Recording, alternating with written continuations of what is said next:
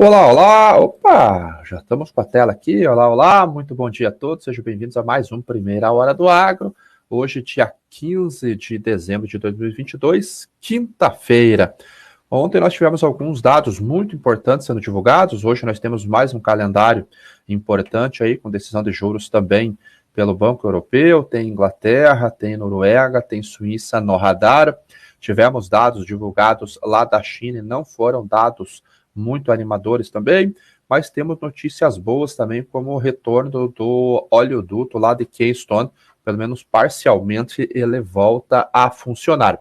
As cotações, porque eu estou olhando, elas estão trabalhando de maneira mista, elas abriram até em queda ontem, soja, milho caindo quase 1% na abertura lá da Bolsa de Chicago às 10 horas da noite, o petróleo também caindo quase 1% nessa madrugada, e aparentemente as cotações estão voltando agora nesta manhã. Então vamos já para as bolsas para dar uma olhadinha como que estão as cotações.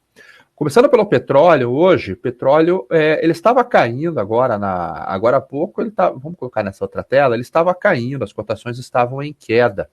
E agora elas já começam a mudar a direção, indo para alta. Então, o petróleo nos Estados Unidos é cotado em 77 dólares e 28, primeiro vencimento aqui, uma alta aqui de 0,01, então está buscando uma direção ainda no dia de hoje. O petróleo Brent, 0,12% de alta na primeira ponta aqui, as outras estão caindo. O petróleo WTI tem o mesmo movimento, então isso daqui é importante para as cotações. Eu já vou mostrar para vocês o porquê que isso é importante para as cotações. E ontem nós tivemos duas notícias importantes para o petróleo. A primeira é aquele oleoduto, o Keystone, ele está retomando a operação. A TC Energy, que é a proprietária, ele não saberia quando que voltaria integralmente. Agora, uma parte, um segmento aqui, ele já começa a funcionar. A gente vê uma mancha grande aqui, onde foram o vazamento aproximadamente 24 mil barris. Então, o retorno das operações aqui do Keystone é uma boa notícia para o fluxo de petróleo. Esse petróleo que é produzido em Alberta, no Canadá, pode seguir novamente para Cushing, nos Estados Unidos, que é um hub onde acontece a distribuição do petróleo para outras refinarias e também para exportação. Agora, o fato que é o mais importante, que é onde eu gosto de olhar, e vocês já sabem disso, são as curvas de futuros. E a curva do petróleo, ele já começa a mudar o formato também. Então, quando eu pego um ano, lembro que ontem ele estava com um carrego um pouquinho maior, a curva aqui, e agora ele já voltou basicamente para a inversão, para backwardation no petróleo do tipo WTI, negociado na Bolsa de Nova York. Então, esse fletamento aqui nos próximos 4 vencimentos e a inversão já mostra que o mercado volta a trabalhar com determinado desequilíbrio entre a oferta e a demanda. Esse formato de curva já me coloca um viés de alta para o próximo ano. Eu acho que vocês acompanham o programa aqui há algum tempo já. Eu tenho colocado uma expectativa de alta para fevereiro. Eu acho que é quando o petróleo volta a subir com um pouquinho mais de intensidade. Eu acho que ele vai passar dezembro nesses patamares de preços aqui. Há uma pequena chance dele voltar mais um pouquinho, talvez tocar ali um pouquinho abaixo de 70, mas isso tem perdido força nas últimas 3, 4 sessões. Então, essa inversão da curva mostra que haverá pouca chance das cotações irem abaixo de 70 e um viés de alta já começa a ser desenhado. Para quem é investidor diretamente em commodities, isso daqui é um ótimo indicativo de uma possível posição. O petróleo Brent, vamos dar uma olhadinha como que está o movimento, mas pela arbitragem que ele tem com o WTI, ele tem que estar com um movimento muito similar. Na verdade, está até um pouquinho mais acentuado a inversão, o backwardation no petróleo Brent. Então, nós vemos aqui como os futuros mais curtos estão mais altos do que os futuros mais longos, mostrando exatamente a queda o desequilíbrio entre a oferta e a demanda. Até o Márcio colocou aqui, eu brinquei no stories meu, que dia 20 de fevereiro é quando as cotações voltam a subir com maior intensidade. Já pensou se eu acerto a brincadeira? Nossa, é uma arma e tanto para eu chegar aqui e falar que eu avisei. Claro que é uma brincadeira, mas a margem está aí. Ontem o petróleo subiu, mesmo com a EIA informando um aumento dos estoques de 10 milhões de barris. O mercado esperava uma queda de 3,59 milhões e a alta do petróleo cru veio 10,2 milhões. E os estoques de destilados também subiram. Só que o de destilados, que é retinóil e diesel, ele subiu menos do que o mercado esperava. Está aqui um driver de alta. Então, o mercado esperava uma alta de 2,5 milhões de barris e veio 1,36. No de gasolina, era esperada uma alta de 2,7 e veio quase 4,5 milhões. Aqui é normal crescer mais, porque a demanda por gasolina mais forte é no meio do ano, nas férias de verão. Agora, o retinóil e o diesel, o consumo mais forte é agora. Pode parecer um crescimento enorme quando nós olhamos só o número, né? 10 milhões de barris deve ter enchido os estoques norte-americanos. Se eu olho esse gráfico aqui do ano, a gente vê que o aumento realmente foi expressivo. Agora, quando eu puxo um gráfico maior, a gente vê que já tivemos estoques maiores, aumentos maiores semanais. Já vou mostrar para vocês os estoques realmente como que eles estão, porque a conversa não é tão simples assim. Então, inventário, vamos para o crude oil norte-americano, vamos colocar os estoques totais, incluindo o SPR, o Strategic Petroleum Reserves, que são os estoques estratégicos. Nós vamos ver que, por mais que tenha crescido 10 milhões de barris, esses estoques de petróleo são muito, muito baixos. A gente está com o mesmo nível de estoque de petróleo de quando? 1986. Teve uma pontinha aqui em 2001. Então, são os menores estoques de petróleo desde o meio da década de 80 nos Estados Unidos. Vamos olhar o estoque comercial, que ele também nos dá uma boa referência de como está a situação. Mas não é isso que me preocupa. Você vê que ele está baixo, não está tão baixo quanto os estoques totais, né? A gente já teve estoque mais baixo aqui, tivemos estoque mais baixo aqui em 2018 mais baixo, e antes disso, antes do boom do shale oil, a gente também tinha estoques mais baixos. O que está bem baixo mesmo é as reservas estratégicas. Isso daqui, em algum momento, os Estados Unidos precisaria comprar. A meta deles era quando o petróleo chegasse a 65. Já era. Isso daí é agora. Aqui não vai dar para mostrar, mas é o menor estoque desde 82. A curva no Refinitiv aqui, ele trava em 2002. Mas é ultra baixo. O que me preocupa agora são os estoques de destilados, porque o consumo ele vai acontecer em janeiro, fevereiro, março, comecinho de abril, que é o período do inverno, principalmente o retinóio. Claro que olhando esta curva, ele dá a impressão que os estoques estão, muito bons. Agora vamos puxar a sazonalidade. Olha como eu estou com estoque muito baixo. Eu sempre mostro esse gráfico aqui. A gente está com estoque mais baixo aqui, 11 de 2019, abril, e aqui o que eu mostro. A partir dessa linha, nós vamos ver que os estoques sempre estão nessa linha de preço pós-consumo de inverno. Então, esse daqui, para mim, é um dos principais vetores que pode fazer o preço do petróleo voltar a subir.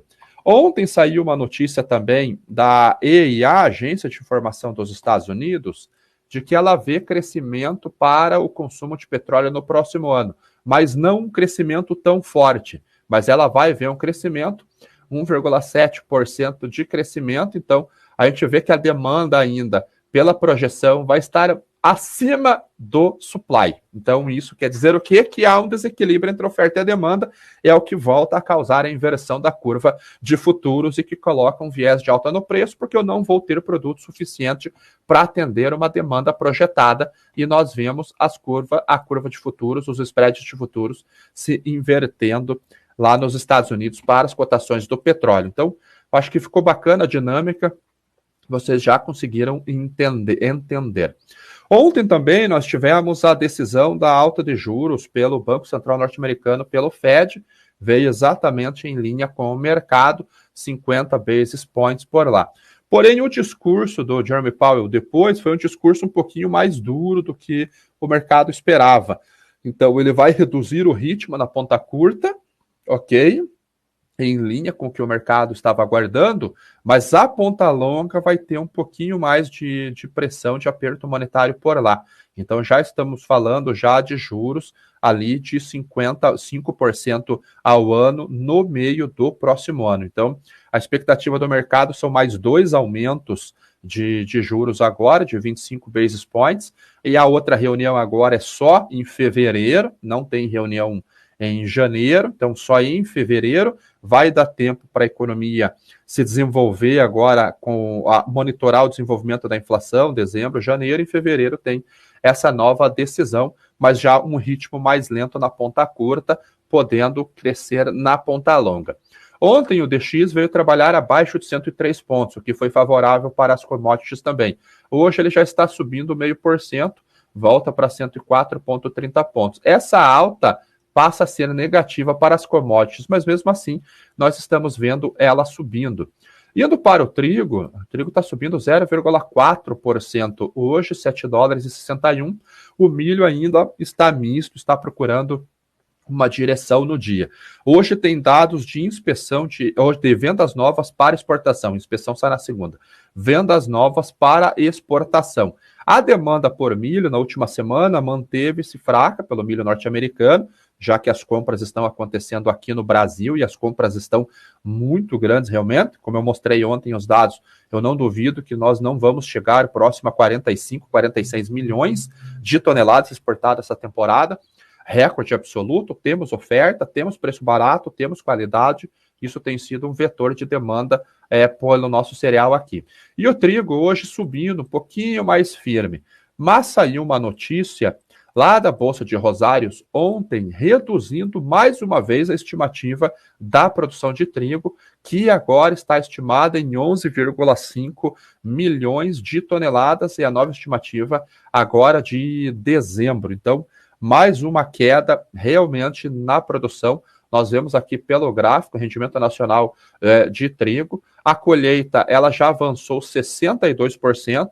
Então, pouca coisa nós teremos pouca alteração nós teremos para cima. O que pode acontecer são dados para baixo. Algumas províncias por lá estão muito bem, agora outras realmente situação bem ruim. Que horas que sai? São, acho que é 10h30. Deixa eu colocar aqui na tela, você já consegue ver aqui, ó. Esse daqui é o calendário, 10h30 da manhã, saem todos os dados de vendas novas para exportação dessa temporada e da próxima temporada. Então, essa redução do trigo aqui, a Argentina, que é um dos 5 maiores exportadores globais de trigo, primeiro Rússia, segundo Canadá, terceiro Austrália, quarto Estados Unidos, quinto Argentina, ele coloca realmente uma redução da oferta. Já haverá uma redução de oferta da Ucrânia. As exportações elas foram elevadas no último relatório do UASD, mas vai ser menor do que os outros anos, em torno de 30%. Então, isso acaba realmente colocando uma pressão um pouquinho nos estoques. Dados importantes também que a Bolsa de Rosário publicou foi que, pela falta de chuvas, é difícil que a Argentina possa completar a semeadura da soja. Ano passado já estava semeado 65% da soja de primavera e agora está em 49%. E está difícil seguir porque o clima segue muito seco por lá ainda. E a soja tem esses problemas, mas olha os problemas que estão colocados no milho.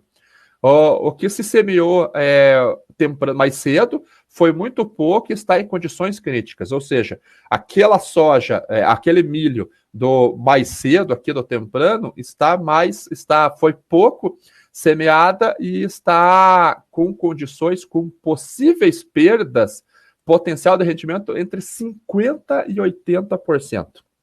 Então imagine, a Argentina é o terceiro maior exportador de milho do mundo, né? Primeiro Estados Unidos, segundo Brasil, terceiro a Argentina, que disputava com a Ucrânia. Agora imagine uma perda entre 50% e 80%, quanto que ficará a oferta global do cereal. Estados Unidos tem uma safra agora grande, reduziu a sua exportação. Quem está abastecendo o mundo é o Brasil. A Ucrânia também está conseguindo embarcar, exportações estimadas em 17,5 milhões de toneladas. Ano passado foram 22 milhões de toneladas. A produção lá vai cair. Vai chegar um período, a partir de fevereiro, que a temporada brasileira começa em fevereiro e vai até janeiro. Então, em fevereiro, chega a safra do Brasil, deve chegar um volume ali entre 26 e 27 milhões de toneladas. Esse volume não vai para exportação, nós focamos no mercado doméstico. Então, quem teria, teoricamente, produto para exportar é os Estados Unidos, que está muito caro, e a Argentina a partir de abril.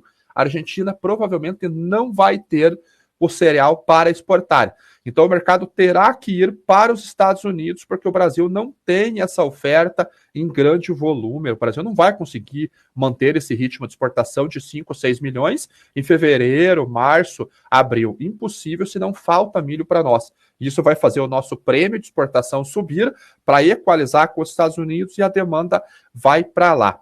A partir de junho, ou a partir de finalzinho de abril, maio, essa demanda pode reduzir nos Estados Unidos dependendo do desenvolvimento da safra brasileira.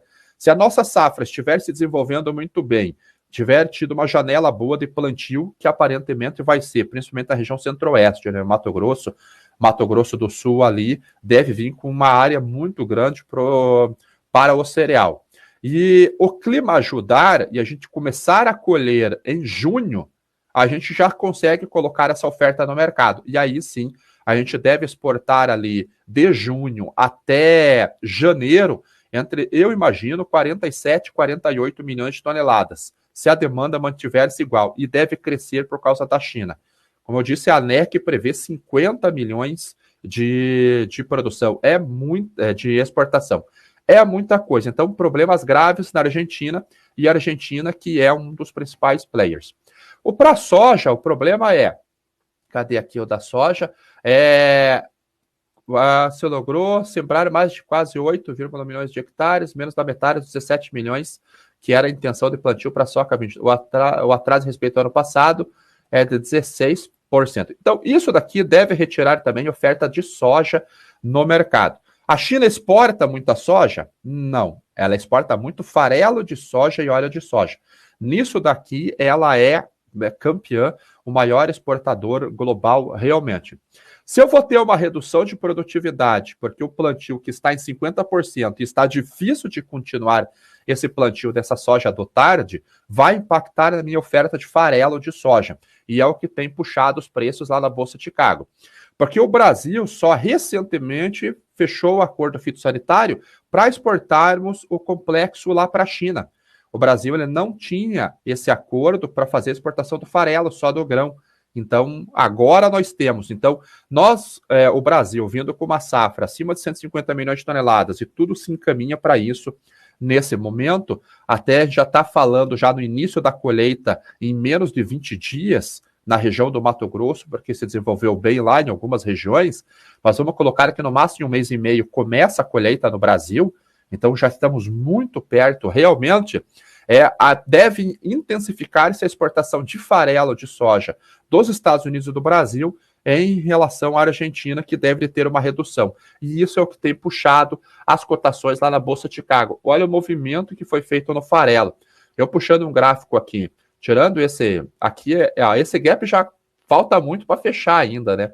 Daqui até aqui ainda tem muito para crescer. Mas vejo que, puxando esse gráfico numa linha de tempo maior, nós tivemos uma explosão de preços em 2012, 2014, que foram problemas gravíssimos de produção. Aqui foi a maior quebra da história nos Estados Unidos, das lavouras por lá. O milho chegou a perder quase 80% da produção. Aqui houve um problema muito grande, aqui foi pico de preços de café por questões climáticas. Depois nós tivemos em 2021, que a China daí veio comprando o que dava para comprar devido ao problema de Covid, que aconteceu em 2020. Lá veio comprando o que era possível. Houve aquela redução de preços no meio do ano, lá que a soja chegou a 11,90, e depois aqui foi na soja 17. Voltou a cair e nós já estamos novamente na segunda maior cotação, terceira maior cotação do farelo de soja em 3 anos. E ele não é uma simples cotação, a gente está falando aqui em quase 460 dólares por tonelada curta. Multiplique por 1,2, você vai ter o preço da tonelada do farelo de soja em dólares por tonelada. Então, esse movimento ele foi causado basicamente pela Argentina. E isso acaba puxando o grão. Quando você esmaga a soja, ela vai para a esmagadora, ela vai cair lá no maquinário, é feito a quebra, né, o processamento, o esmagamento disso, é feito uma limpeza, um solvente, e vai um farelo para um lado, em torno de 78%, 79% vai para o lado que é farelo, 18,5% vai para o outro lado que é o óleo de soja degomado. Então, o rendimento do farelo é muito maior do que o rendimento do óleo. O óleo ganhou bastante relevância devido ao uso de biocombustível de biodiesel. Antes ele era o patinho feio do complexo. E agora a gente volta a ter uma demanda maior pelo aquele produto que tem maior rendimento. E isso é favorável para a margem da indústria, por isso que o oil share, a participação das cotações do óleo na cotação do grão, caíram bastante. Ele chegou a 39, voltou para 40, mas mesmo assim, muito mais favorável dos 50% que estava aqui. Já imaginou você processar um produto, aquele produto que representa menos de 20% no rendimento, representar 50% do preço para você?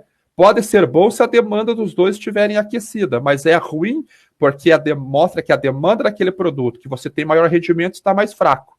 Então, quanto mais baixo o oil share, melhor é para a indústria. A gente já voltou a falar em 40%. Óleo hoje está caindo, mas também ele tem a questão ainda da mistura de biodiesel lá nos Estados Unidos, que tem impactado. Cenário de soja muito apertado ainda para o próximo ano lá nos Estados Unidos. O único país que está vindo com uma safra muito boa, a exemplo do que aconteceu com a safra de inverno, a segunda safra no Brasil, é o Brasil. Realmente, porque Estados Unidos, os estoques finais lá vão ficar abaixo de 6 milhões de toneladas, o que é muito ruim. A Argentina vindo com uma quebra grande de produção. Safra nova dos Estados Unidos agora só em setembro do próximo ano, finalzinho de setembro, outubro, principalmente que chega a safra, o mundo vai ter que se contentar com a soja brasileira. Felizmente, nós temos muita soja. Só que essa quantidade vai impactar no prêmio de exportação.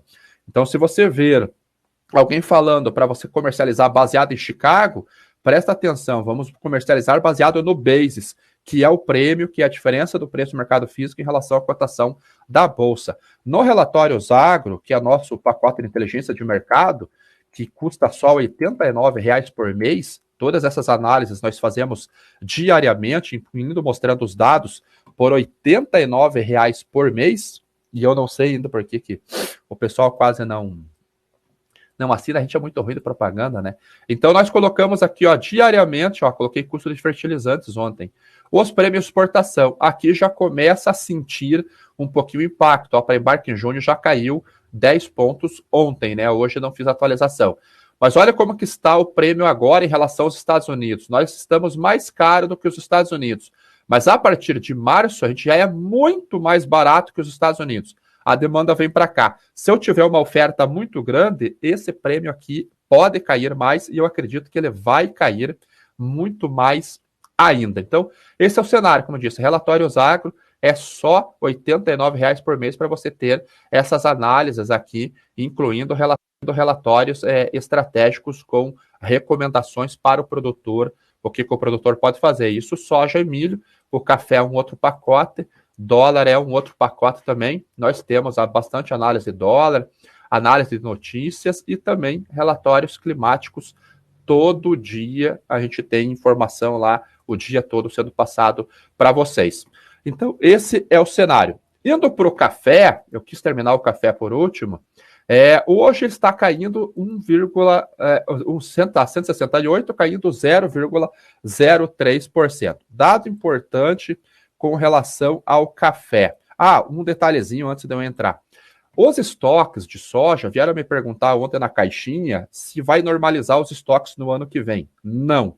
Vai normalizar para a temporada 23, 24. 22, 23, não, 24, 25. Não vai. Olha aqui.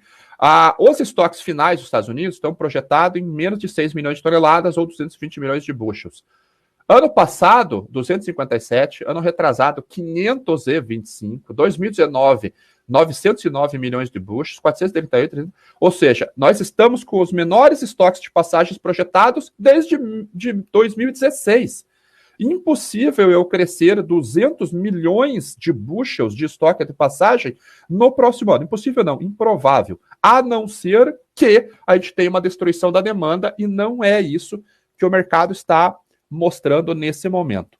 O que eu quero mostrar para vocês no café é a cotação, ó, acabou de virar. Ela começou a subir. Lembra dos spreads de futuros que eu mostrava para vocês que tinha ido para carry e o mercado começou a mudar? Então, esses spreads para o café já se inverteram também para o próximo ano. Então, quando eu vou fazer puxando aqui para o próximo ano, olha que bagunça que está essa curva, esse spread de futuros. Então, eu tenho um fletamento na curva e depois, para setembro de 2023, coincidência ou não, claro que não é coincidência, é o principal vencimento da safra brasileira de café. E aqui ele já está bem invertido. Agora, vocês acabaram de ver que o vencimento março já deu uma alta de preços maior do que os outros vencimentos.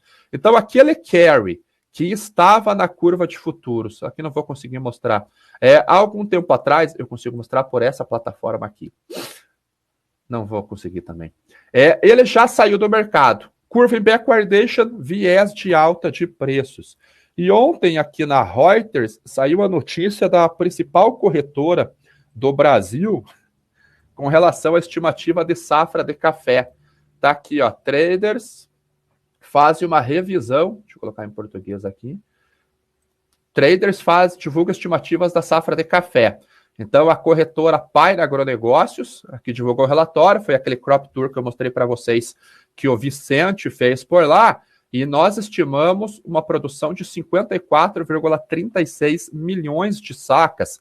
Esse número, ele é muito mais baixo do que outras, mas o que interessa para a Bolsa de Nova York é este número aqui, 34,7 milhões de sacas. Há consultorias colocando em 44 milhões de sacas, ou até mais, até aqui fala aqui, ó, que a Icon, que é outra corretora grande, outra trading grande, ela prevê 76 milhões, sendo 52 de café arábica. A Spilling Beans, lá da Maia, prevê uma faixa de 50 a 56 milhões. Então, a Maia e o Vicente fizeram crop tour. Inclusive, em algumas áreas eles visitaram juntos. Então, o Vicente fez essa viagem há 2 semanas atrás. A Maia também visitou algumas áreas. E aí coloca muito maior. O Rabobank, ele também colocava uma produção de quase 70 milhões de sacas. Então, a Icon já fala aqui que vai fazer uma revisão, onde que fala aqui, diz que está revisando, a Icon está revisando os seus números. Então, algumas consultorias devem revisar os números, porque o mercado já começa a ver que o pegamento não vai ser tão bom quanto esperava-se devido àquele aumento do clima. Então, nós aqui da Pioneer ficamos muito felizes de sermos citados aqui na Reuters ali, como uma das consultorias consultadas sobre a produção de café, estimativa de produção de café aqui no Brasil.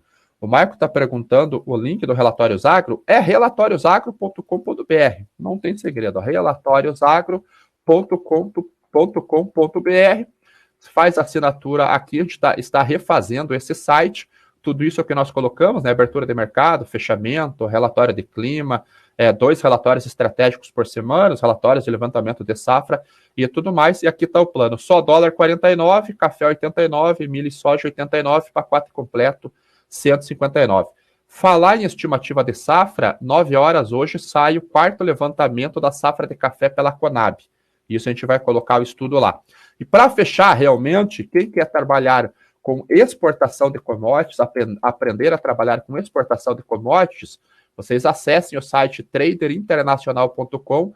Eu e o Thomas estamos lançando esse curso, tem 8 vagas só disponível, onde nós vamos ensinar como comercializar commodities no mercado internacional. Então, dividimos o curso em 3 linhas de conteúdo, né? Um conteúdo básico, intermediário e avançado.